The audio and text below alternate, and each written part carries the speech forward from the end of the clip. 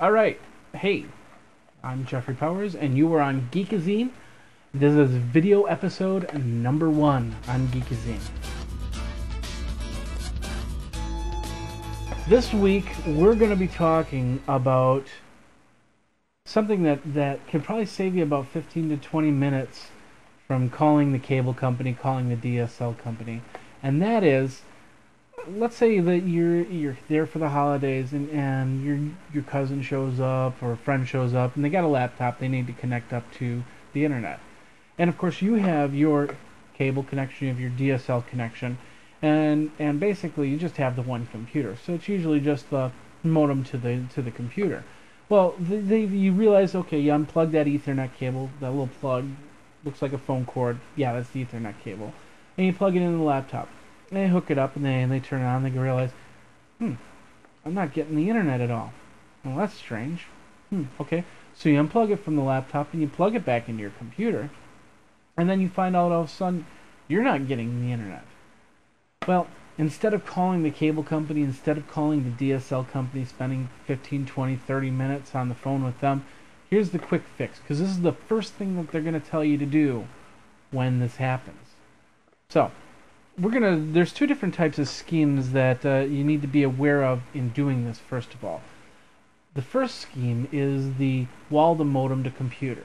Basically, if you go to the wall, the plug goes to the modem, little box with lights. That's basically called the modem. And then another cable then goes to the computer, either through a USB cable or through an Ethernet cable. Now, in this instance, we're assuming you're using the Ethernet cable. That's the one that looks like a phone plug. So basically you have from the wall to the modem to the computer. Now in some other cases, they'll have the wall to the computer to a router or a wireless router to one or maybe two or maybe three computers, or maybe a computer and a laptop, which is wireless anyway. In most cases they won't have to worry about this too much, but every now and then this does happen, and they need to be aware of this as well.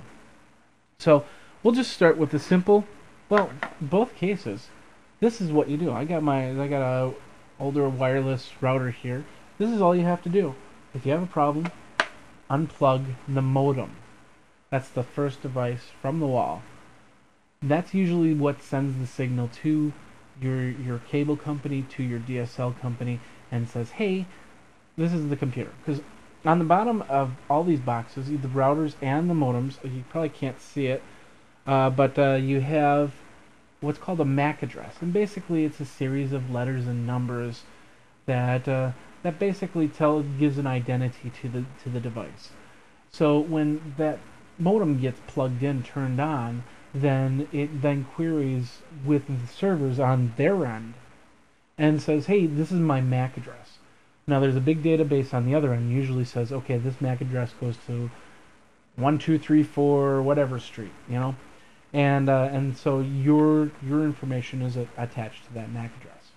So basically, by unplugging it, you're taking all that memory that was in there, and you're kind of flushing it out. You're plugging it back in, and it's going through its opening stages. The first opening stage is it asks, well, what's the MAC address? The second stage is it goes to the server and says, hey, I'm a modem, I'm here on the network, where do you want me to go? Here's my MAC address. The server then says, oh, you're over on 1234 whatever street. Okay, here's all the information you need to know. So now the modem's reset. The next thing to do is to reset your device that you're going from there. Now the computer, it's either going to be the computer or this wireless router or a regular router. Now if you've unplugged the regular router and then unplugged the modem and then plugged the modem back in, once the lights settle down, you should be able to plug in your router or your wireless router. If you're on the computer, if the modem's going straight from the computer, you shouldn't have to do much, but I would reboot the computer just in case.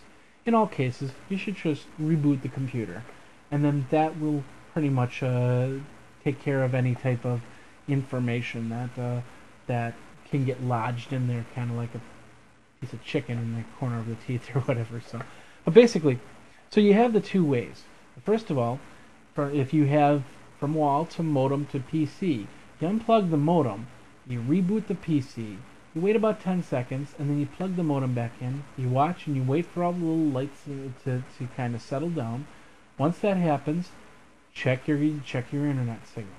You might want to wait another minute past that, just so the computer can get acclimated to the modem. But once that happens, check your internet signal. If you have any problems from there, give your cable company and your DSL company a call. Chances are you've got your internet back. Now in this case, with the router or wireless router, you unplug the wireless router, you unplug the modem, you might want to reboot the computers just for kicks and giggles.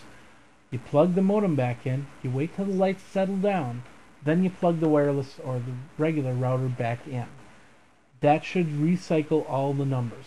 Once again, give it a couple minutes, maybe go get a cup of coffee or something like that, and you should be back on the internet. If you have any problems past that, because there are other issues, like for instance, static IP addresses, DHCP, just settings inside the router or inside the modem. Then you want to give your cable company, you want to give your DSL company a call. That's pretty much it.